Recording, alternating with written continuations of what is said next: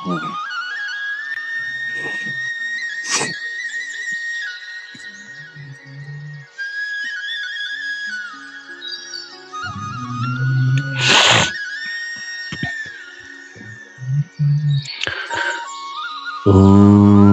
भूर्भुवः स्वः तत्सवितुर्वरेण्यं भर्गो देवस्य धीमहि धियो यो नः प्रचोदयात्। ॐ सद्गुरुचरणकमलेभ्यो नमः। परम पूज्य गुरुदेव परमदनिया माता जी को सदैन्य दंडवत करते हुए उनके चरणों में कोटि कोटि नमन करते हुए आइए आज के सत्र का शुभारंभ करते हैं। साथियों, हम सभी ऑनलाइन दैनिक स्वाध्याय के अगले एपिसोड का शुभारंभ कर रहे हैं। प्रस्तुत पुस्तक है आकृति देखकर मनुष्य की पहचान कैसे करेंगे, और विभिन्न अंग प्रत्यंगों के माध्यम से परम पूज्य गुरुदेव उनकी बनावट, उनकी आकृति, उनके रंग रूप के माध्यम से ये बता रहे हैं कि किस प्रकार किसी के व्यक्तित्व को हम पहचान सकते हैं। आज मस्तक के माध्यम से कैसे जाना जाए, इसे हम समझेंगे। साथियों, शेयर जरूर कर दीजिएगा जिससे कि ये लाभ सबको मिल सके। यद्यपि आप सब करते ही हैं, फिर भी मैं स्मरण दिला देता हूं। आइए प्रारंभ करते हैं आज का सत्र। मस्तक की मजबूत हड्डियों के अंदर अत्यंत कोमल भूरे रंग का चिकना चिकना पदार्थ भरा हुआ है, जिसे मस्तिष्क कहते हैं। मस्तिष्क में असंख्य मानसिक शक्तियों का निवास है। इन शक्तियों के पृथक पृथक स्थान हैं, जिसका विस्तार पूर्वक वर्णन हम अपनी पुस्तक बुद्धि बढ़ाने के उपाय में कर चुके हैं। यहाँ संक्षेपतः सार रूप में इतना ही बता देना पर्याप्त होगा कि सिर के अगले भाग में यानी माथे की तरफ आशा, धर्म, दृढ़ता, इज्जत, बुद्धि तथा विवेक आदि आत्मिक शक्तियों का स्थान होता है। सिर के पिछले भाग में लालच, लड़ाई, मोह आदि, काम वासना आदि सांसारिक भावनाएं रहती हैं। सिर की दोनों बगलियों में गाना बजाना, नृत्य, चित्रकारी, कवित्व, रचना, विज्ञान तथा कला प्रभृति कोमल वृत्तियों का निवास है। सिर के इन तीन भागों में जो मजबूत, पुष्ट, स्वस्थ तथा उन्नत दिखाई पड़ता हो, समझना चाहिए कि उस स्थान में रहने वाली शक्तियां भी बढ़ी चढ़ी होंगी। ऊंचे और चौड़े माथे को देखकर विचारशीलता तथा बुद्धिमत्ता का अनुमान किया जा सकता है। छोटा, दबा हुआ, कम चौड़ा माथा अल्प बुद्धि और विवेकहीनता का लक्षण है। उभरे हुए और चमकदार माथे वालों की स्मरण शक्ति तेज होती है तथा विद्याभ्यास में शौक उनका बढ़ा चढ़ा होता है। कम ऊंचा माथा यदि लंबाई में दूर तक फैला हुआ हो तो हाजिर जवाब, चतुर, गहराई तक पहुंचने वाला तथा कुशाग्र बुद्धि का सूचक होता है। ऊंचे और चौड़े मस्तक वाले व्यक्तियों को यदि अवसर मिले तो वे महापुरुष, नेता और आदर्श व्यक्ति हो सकते हैं। इनमें परिश्रम, चतुरता, बुद्धिमत्ता और सच्चाई की काफी मात्रा होती है। जड़ में अर्थात भौहों के पास माथा आगे की ओर बढ़ा हुआ हो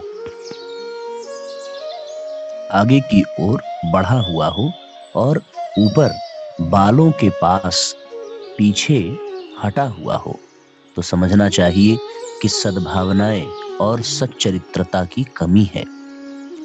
नीचे ऊपर धंसा हुआ और बीच में उभरा हुआ माथा सहानुभूति, गंभीरता और उदारता का लक्षण है। ऊपर का भाग आगे निकला हुआ और नीचे का भाग भीतर धंसा हुआ यदि हो तो वह व्यक्ति शौकीन तबीयत का यात्रा करने वाला तथा नित नई योजनाएं बनाने वाला होगा। गोलाई लिए हुए माथा कृपालुता, आदर, अनुराग तथा धार्मिकता प्रकट करता है। महरावदार अर्थात बीच में नुकीला और दोनों ओर गोल माथा दार्शनिक, विचारक, विद्वान और नई बातें खोजने वालों का होता है। सीधे सपाट माथे वाले बेफिक्र, मस्तराम, हर हालत में खुश और चैन की वंशी बजाने वाले होते हैं। उन्हें दीन दुनिया की ज्यादा परवाह नहीं रहती। भावों के ठीक ऊपर की हड्डियां भवों की ठीक ऊपर की हड्डियां यदि कुछ आगे बढ़ी हुई हो तो उसे उत्साह, जोश और लगन का चिन्ह समझना चाहिए।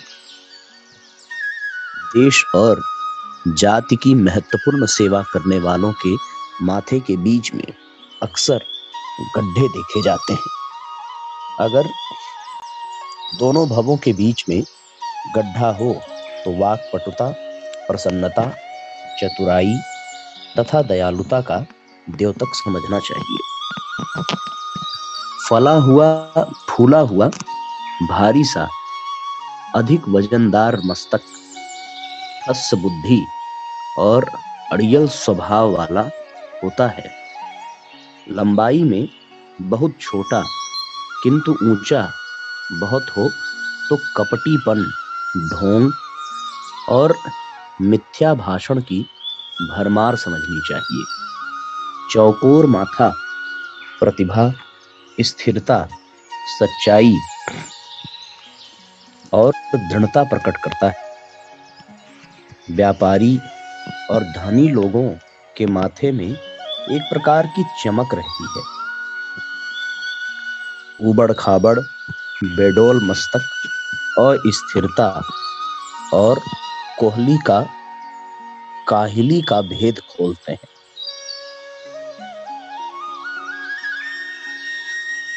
सिर का पिछला हिस्सा यदि भरा हुआ हो तो प्रेमी होने का और चिपटा हो तो स्वार्थी होने का लक्षण है।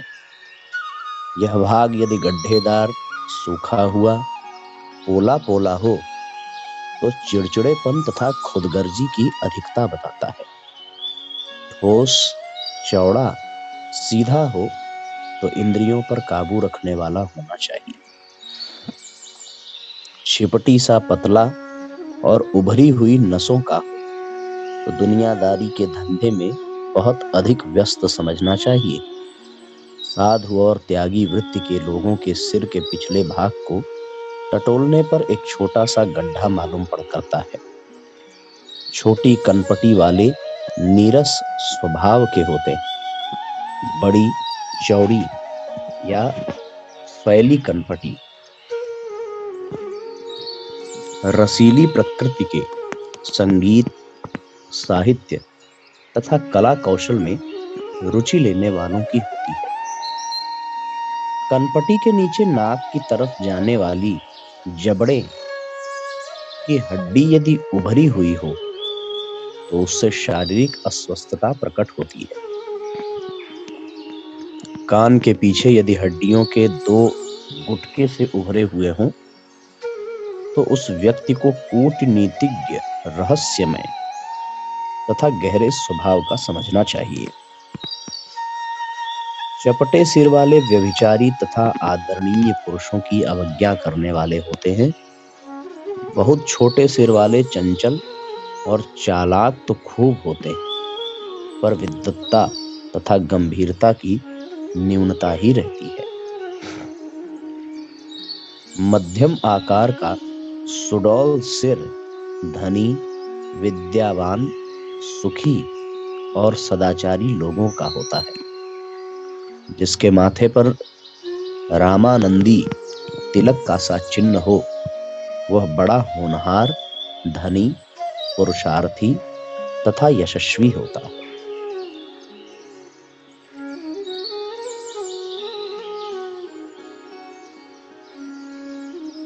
इस प्रकार से माथे के जो चिन्ह यहाँ पर बताए गए हैं उनके अनुसार हम निर्णय कर सकते हैं कि किसका व्यक्तित्व कैसा है। अगला अंग है गाल। गोल उचित मात्रा में मांस युक्त गाल श्रीमंतों के होते हैं। बीच में जरा सी लालिमा की झलक हो तो यह भोगी अभिरुचि का चिन्ह है। जिनके चेहरे की त्वचा पर चमक होती है वे स्वस्थ, प्रसन्न और समृद्ध होते हैं। लंबाई को समतल बनाते हों पर फूले हुए न हों, ऐसे गालों वाले व्यक्ति राजसी आनंदों से भरे पूरे होते हैं। अधिक फूले हुए गाल आलसी या बेफिक्र लोगों के होते हैं। जिनके ऊपर जिम्मेदारियों का बोझ अधिक रहता है, उनके गालों का मांस झूल जाता है। अधिक परिश्रमी लोगों के गाल पिचक जाते हैं। जिनकी देह में कोई भीतरी रोग लगा होता है, उनके गालों का मांस बुरी तरह सूख जाता है। विद्या व्यसनी लोगों की कनपटी की हड्डी जो आंखों से लेकर कान तक गई है, ऊपर उठ जाती है। अधिक गंभीर रहने और पेचीदा गुत्थियों को सुलझाते रहने से चेहरे पर झुर्रियां पड़ जाती हैं। जिनके चेहरे पर मुहासे अधिक उठते हों, उनके रक्त में अशुद्धता या पाचन शक्ति की खराबी समझनी चाहिए। गालों का नीचे का भाग ऊपर के भाग की अपेक्षा अधिक भारी हो तो ऐसे लोग अभिमानी और दूसरों से बुरा व्यवहार करने वाले होते हैं। हंसते समय जिनके गालों में गड्ढा पड़ता है, वे दीर्घजीवी होते हैं। मुस्कुराने में जिनके गालों पर ऊपर से नीचे की ओर रेखाएं पड़ती हैं, वे सफल व्यापारी होते हैं। हंसी में जिनके गाल किसी एक स्थान पर अधिक फूल जाते हैं, वे परनिंदक, चुगलखोर तथा छिद्रान्वेषी देखे जाते हैं।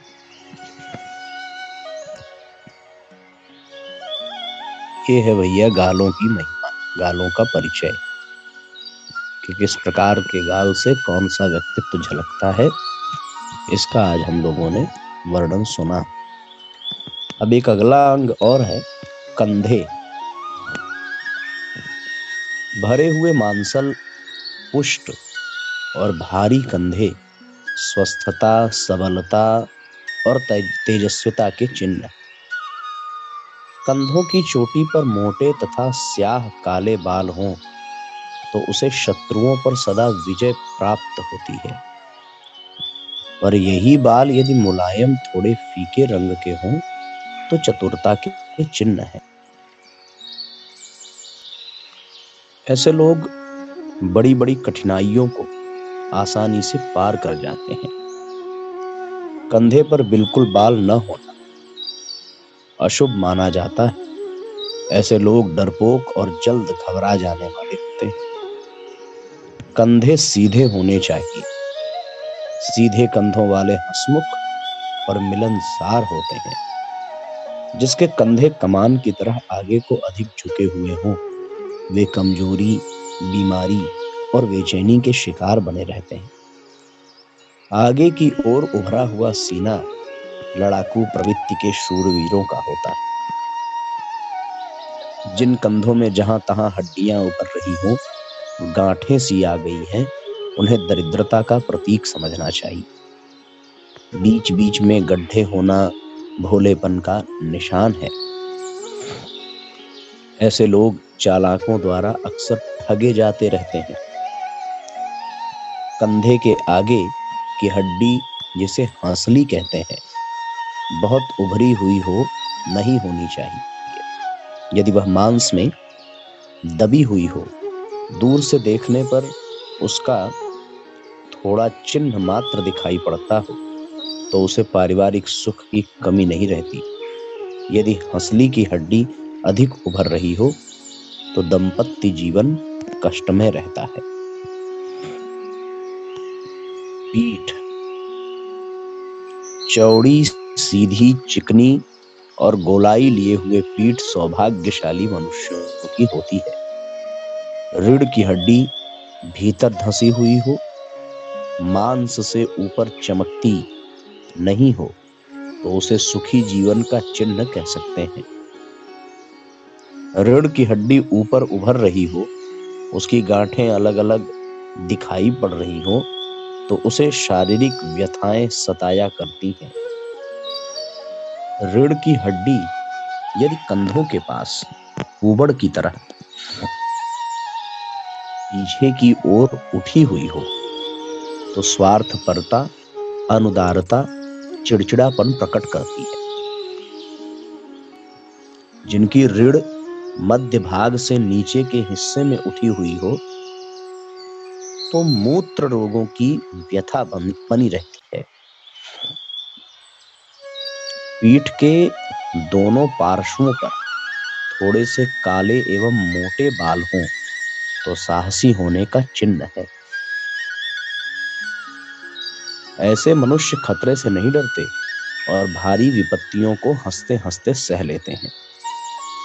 पीठ पर मुलायम रोमावली चपलता और विनोद प्रियता का लक्षण है।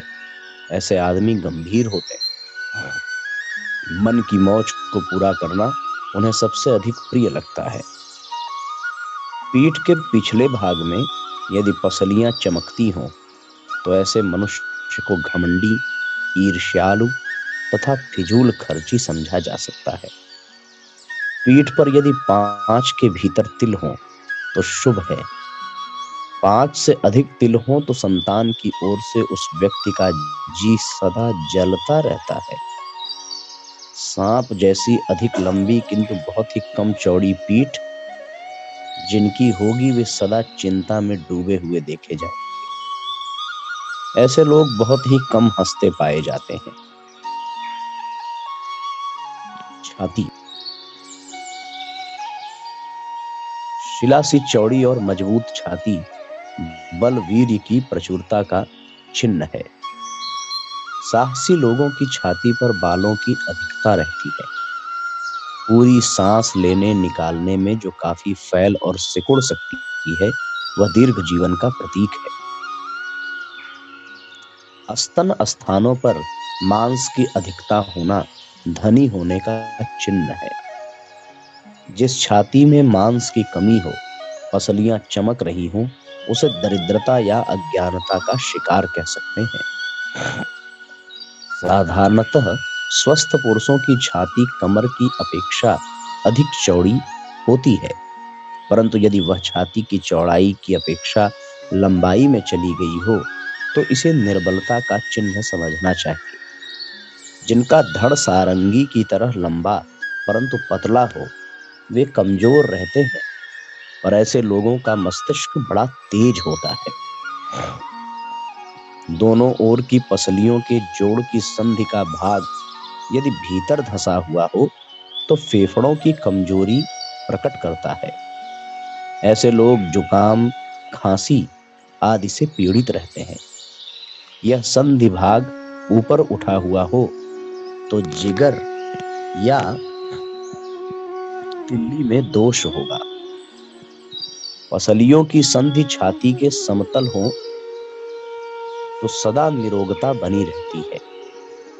पसलियां सीधी गोलाई की चली आवें, तो स्वास्थ्य की निर्दोषता समझनी चाहिए। यदि वे एक स्थान पर अधिक उठी हुई दिखाई दे, तो वे गवाही देती हैं कि इसने सामर्थ्य से अधिक काम किया है। पसलियां आपस में चिपटी हुई हों, एक दूसरे के बीच में फासला कम हो, तो यह चुस्ती, स्फूर्ति और निरालस्यता का लक्षण है।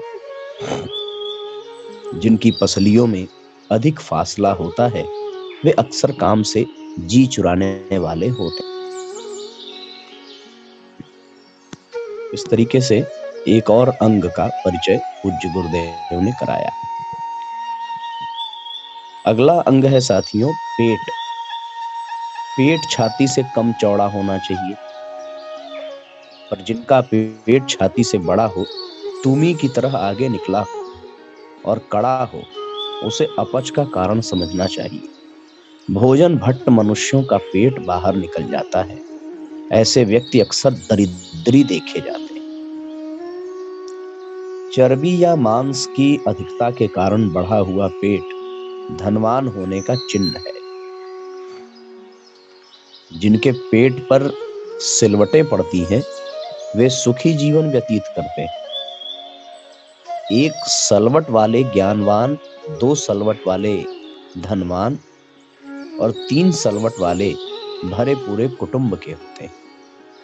अधिक सलवटों का पड़ना शिथिलता और निराशा का कारण होता है।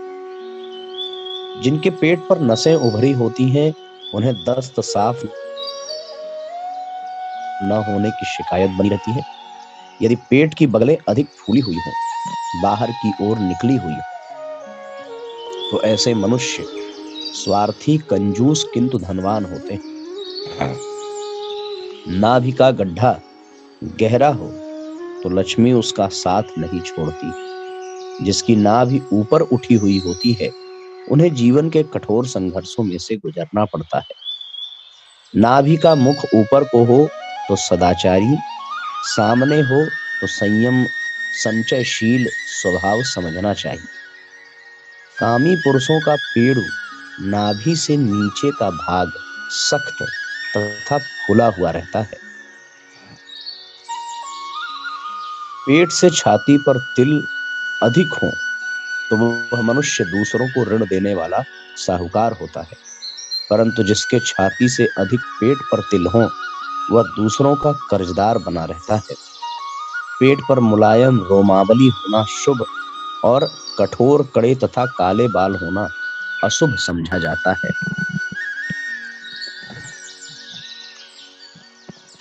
ये तो भैया पेट की कहानी है। अब अगली कहानी है, अगला अंग है बाहें।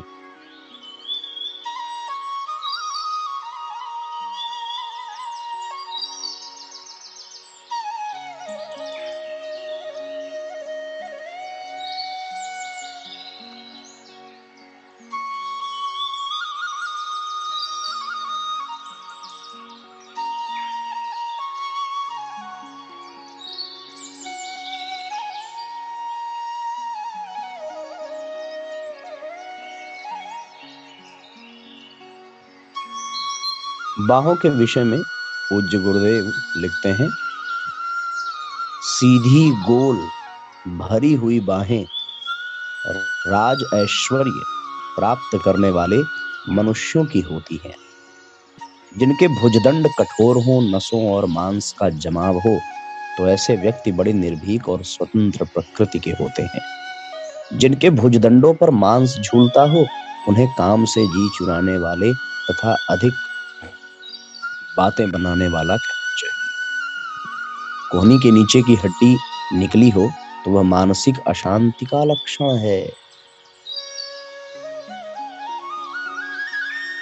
कोहनी के इधर उधर की 2 गांठें बाहर को निकल रही हो तो शारीरिक कमजोरी के कारण है। ऐसी बाहें कोई महत्वपूर्ण पुरुषार्थ नहीं कर पाती। बाह यदि पीछे की ओर जितनी मुड़ेगी, उतना ही मनुष्य दुस्साहसी होता जाएगा। बाह पर नसें बहुत उभर रही हो तो इसे चिंता या कुढ़न का कारण समझना चाहिए। बाहों पर रोमावली होना कवि या स्वाध्याय प्रिय होने का लक्षण है। आप लोग स्वाध्याय करते हैं ना, तो जरूर ऐसा होना चाहिए।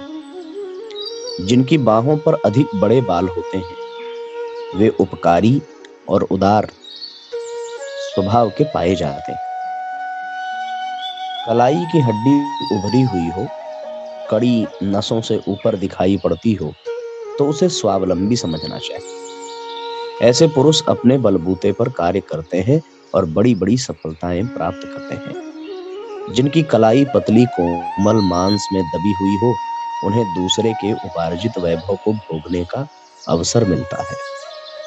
लंबी बाहों वाले पुरुष या महात्मा होते हैं, पर उनकी बाहें शरीर को देखते हुए छोटी हों या अन्य अंगों की अपेक्षा अधिक मोटी हों, तो समझना चाहिए कि उन्हें धन की चिंता सदा ही बुरी तरह परेशान करती रहेगी। रहन सहन। जोर जोर कदम पटक कर सड़क पर खटपट करता हुआ चलने वाला मनुष्य अभिमानी, चुस्त और फुर्तीला होता है। पैरों को हाथी की तरह गाढ़ गाढ़ कर चलने वाले स्वावलंबी, शांत स्वभाव, धैर्यवान और न्यायप्रिय होते हैं। अपने सिद्धांतों की रक्षा के लिए ऐसे लोग बड़ी बड़ी आपत्तियों का मुकाबला भी खुशी खुशी करते हैं।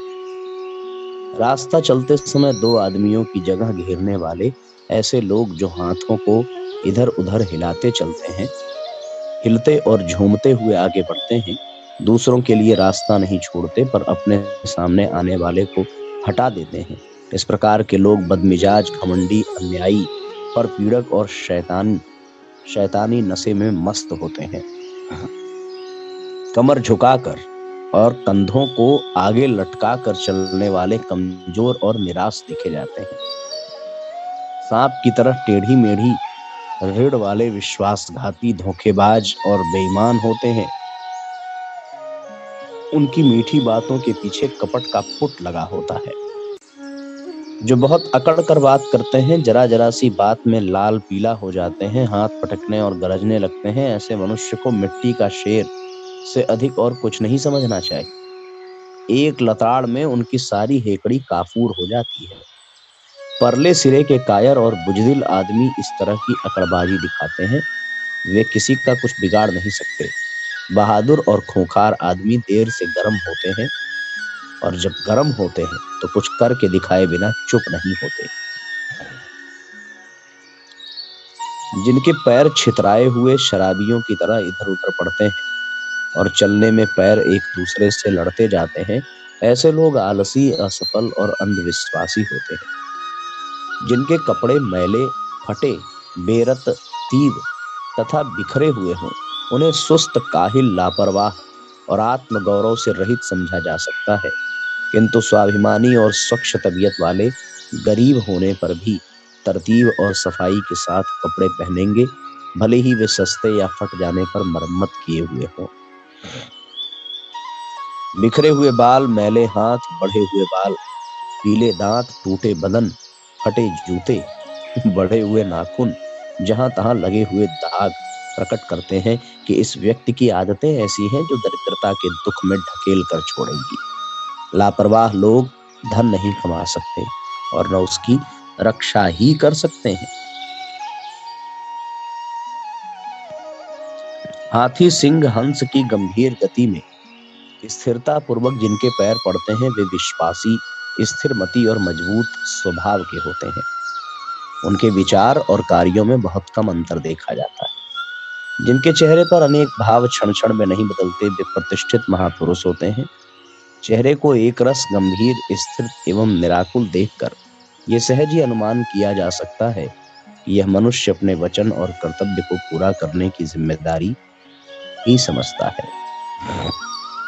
जिनके चेहरे पर क्षण क्षण में भाव बदलते हैं, ऐसे लोगों की बात का भरोसा करना अपने को खतरे में डालना है। जो बेढंगे तरीके पर पैर फैलाकर, उकड़ू होकर, औंधे पड़कर सभ्य समाज में बैठते हैं, उन्हें बेवकूफ कहना चाहिए। नाक, कान या दांत का कुरेदना, उंगलियां चटकाना, पैरों को हिलाना, होठ चबाना, मुंह मरोड़ना, इस प्रकार के निरर्थक काम जिनकी आदत में होते हैं, उन्हें पथभ्रष्ट कहते हैं।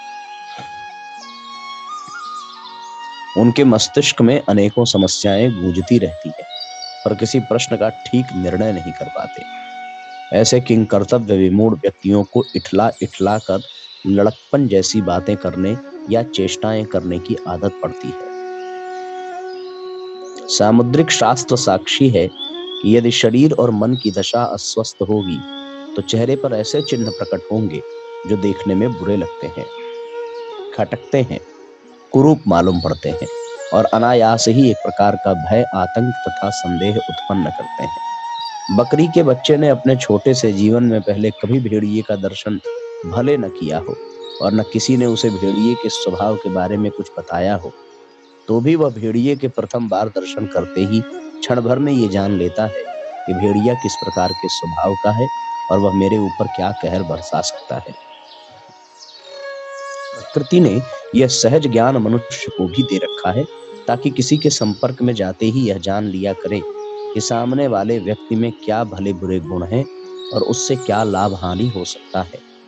यह बात ध्यान में रखने की है कि किसी के शुभ लक्षणों को तो निसंकोच प्रकट कर देना चाहिए, परंतु कुछ लक्षणों संबंधी धारणा प्रकाशित करने में बहुत संयम से काम लेना चाहिए, क्योंकि कदाचित किसी भूल के कारण वे लक्षण ठीक न निकले तो अकारण ही घृणा, कलह, विद्वेष तथा दुर्भाव बढ़ेगा। दूसरे वह व्यक्ति यह विश्वास कर बैठा है कि मेरे तो लक्षण ईश्वर ने ही दुर्गुणी होने के बनाए हैं, तो वह निराश होकर अपनी बुराइयां छोड़ने का प्रयत्न न करेगा। अतएव जहां तक हो सके दूसरों को प्रोत्साहित करने, उनके सद्गुण प्रकाशित करने तथा आत्मगौरव एवं महानता की भावनाएं जगाने के लिए ही इस विद्या का उपयोग करना चाहिए। किसी व्यक्ति के बुरे चिन्हों को देखकर स्वयं सावधान रहना तो ठीक है, पर उसे बदनाम तथा हतोत्साहित करके निराश, निर्लज्ज तथा शत्रु बनाना उचित नहीं है। आकृति विद्या के अभ्यासियों को इन सब आवश्यक बातों की चेतावनी देते हुए इस पुस्तक को समाप्त करते हैं। ओम भूर्भुवः स्वः तत्सवितुर्वरेण्यं भर्गो देवस्य धीमहि धियो यो नः प्रचोदयात्। सभी आत्मीय बंधुओं को बहुत बहुत प्रणाम। सबको नमस्कार, सबको धन्यवाद। शुभ रात्रि।